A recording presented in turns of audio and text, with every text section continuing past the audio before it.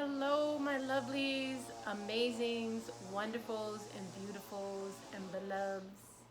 You know your name, and I am Maggie. Thank you for joining me on my channel. What we're doing is a slow crawl through this beautiful book, empowering book, Excuses Be Gone by Dr. Wayne Dyer. And this book is to help us know how to change lifelong self-defeating thinking habits. And we are currently in part 1, identifying and removing habitual thinking.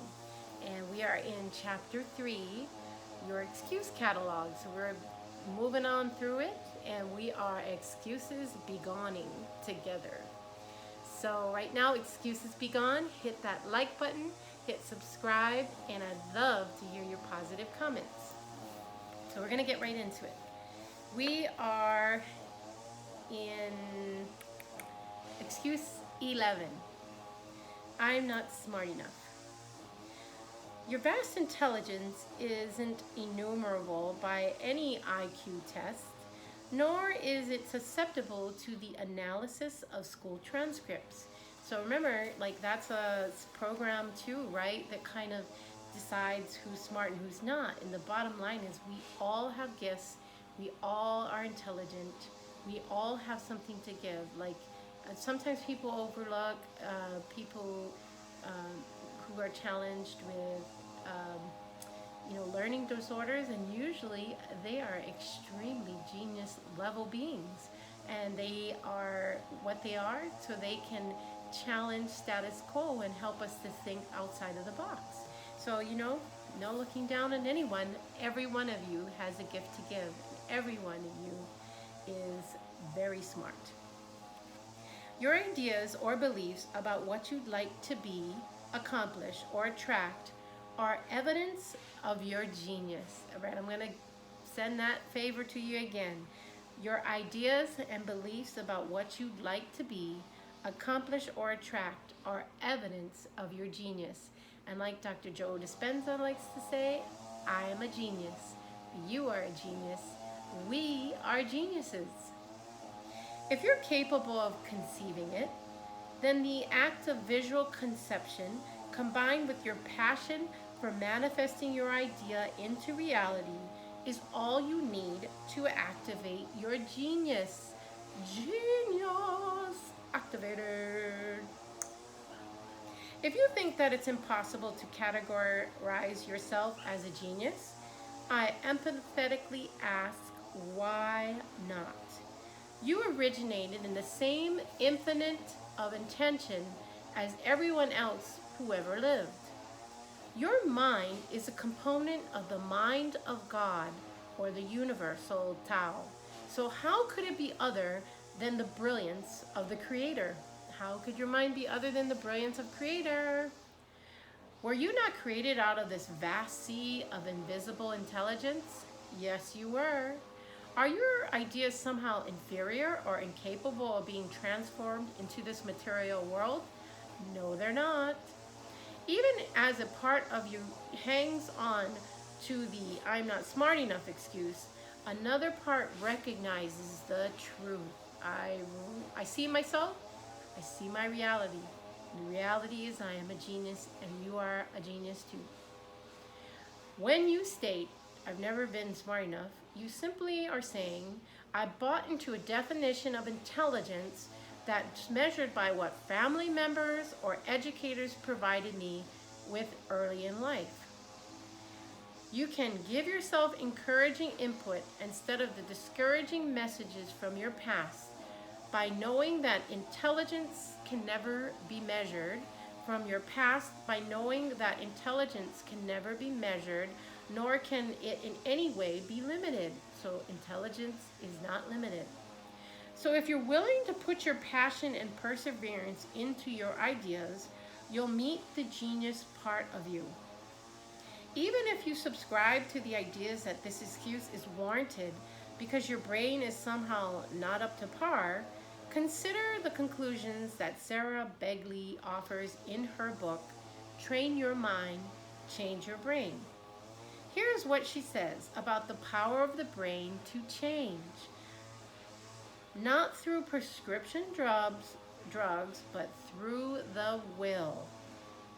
The conscious act of thinking about one's thoughts in a different way changes the very brain circuits that do that thinking. And the ability of thought and attention to physically altered brain echoes one of the Buddhism's more remarkable hypotheses, that will is a real physical force that can change the brain. So even if you want to hang on to the excuse that your brain is chemically deficient, you have within you the power to change its material makeup. You can rearrange your own thinking systems, old thinking systems, so that it conforms with the genius model. Why not think that the ideas in your head are byproducts of your genius instead of limited intelligence? Because everyone has at least one genius, intelligence, or quality. And I would encourage you that you have far more than one. But if you are wanting to break through this excuse, let's start with one. And then it'll like domino effect. So let what Oscar Wilde is said to have remarked to a New York City customs official encourage you. When asked if he had anything to declare, he responded, "I have nothing to declare but my genius." And in many ways, he was absolutely correct. When you trust in yourself, you trust in the very wisdom that created you. Make a conscious effort not to second guess that originating wisdom. Like Oscar Wilde, have only your genius to declare. Trust your elevated thoughts, especially those that stir up passion, and then act on them as if they were unquestionable. Okay, so try to think, what is that genius that you hold? Is it art? Is it naturopathic medicine? Is it law? Is it healing? Is it opera singing? Well, yeah. You opera singers, I love you, but I love you all. So, okay, now we're going to move forward to excuse 12. I'm too old or not old enough. The age of your body can seem to be quite an obstacle on the road to changing long-held thinking habits, particularly since you receive an extreme list of memes concerning age very early on. Depending on where you grew up, you heard statements such as, "You can't ride your bicycle until you're 7. You can't sleep over until you're 10. You can't drive a car until you're 16, and you can't have sex until you're married." Then, at some point, you discover that you went from being not old enough to being too old. Then you start hearing, "You can't get a new job after age 35. You can't change occupation because you're past your prime. You can't fall in love again at your age. It's too late to write the book or compose the symphony you've always dreamed about. And of course, you can't teach an old dog new tricks." Blah. And all of these memes become your reality. Aole. The age excuse comes from an inclination to identify yourself with the number of trips you've made around the sun, rather than from the unlimited side of you that lives independent of the age of your body. Part of you has an ageless mind and is quite oblivious to the physical aging process. And it's available to you if you just encourage it with conscious invitations to participate in your life. You're beautiful at every age, and you've got it at every age. As a young child, you have daydreams about what you might invent, draw, write, or design. Mind viruses came your way routinely, which made you age your reality. Wait until you're bigger to do those kinds of things. Seems to be a never-ending pronouncement. All too quickly, turning to, "You're too old. Act your age. It's too late." Somewhere between the two, your private destiny wasn't elevated to a primary position in your life. You are the age you are, period. Yet those thoughts swirling around inside and outside of your head, are ageless. No form, no boundary, no beginnings, no endings. And when you speak of age, you speak of your body, this finite thing that houses your invisible essence. This excuse is all about your physical self, and it is unquestionably influenced by your mind. You're the perfect age right here at this moment, and your body can be no other age than what it is. Identify yourself with Lao Tzu, what Lao Tzu calls the subtle realm, or the invisible domain of spirit, with thoughts like these. I am ageless. I can train my body to work with me in achieving anything I can conceive in my mind.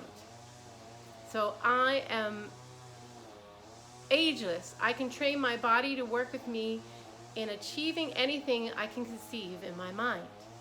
There's nothing about my age today that prohibits me from fulfilling my dreams. My mind is free, and I can train it to do my bidding rather than acquiescence to an excuse pattern. I had two very persuasive callings in my life. One occurred when I knew I'd be pursuing a college education, regardless of being the oldest freshman on campus. Age was of no consequence to me. In fact, the 8 years I spent as a student on several college campuses to earn my 3 academic degrees were accomplished in part because I was so unconcerned about my age. I was living my passion, and everything else took a backseat to that vision. My second huge calling came at the age of 65 years old, and one day, compelled to detach myself from worldly possessions accumulated over many decades, I disposed of clothes, furniture, books, records, awards, photographs, and memorabilia of all descriptions. Studying and living the Tao Te Ching, I wrote an essay on each of the 81 verses in a book called Change Your Thoughts, Change Your Life. That I might be too old simply never occurred to me. As I look back on my life, I realize that I've made many smaller decisions where I refuse to consider age as a factor. At the age of 42, I decided to become a long-distance runner and ran the original Greek marathon. At age of 17, I decided to write my first novel. And at the age of 9, I faked my age to get a paper route. 10 was the required age. At the age of 68, I can't conceive of thinking that I'm too old to do what I love. Without that excuse, I continue to live life by activating my particular dharma or destiny. In fact, I just completed a brand new career undertaking as an actor and a filmmaker. I encourage you to view The Shift and tell me if you think I was too old for such a project. So guys, that idea that you're too old, too young, whatever, excuse be gone. And excuse be gone, hit that like and subscribe and leave your positive comments. I so look forward to hearing from you, and let me know how this book is encouraging you. Let me know how this is serving you. All right, thank you so much. Hit like, subscribe, and leave your positive comments, and excuses be gone. All right, and you know what's next. Peace in, peace out. Thank you.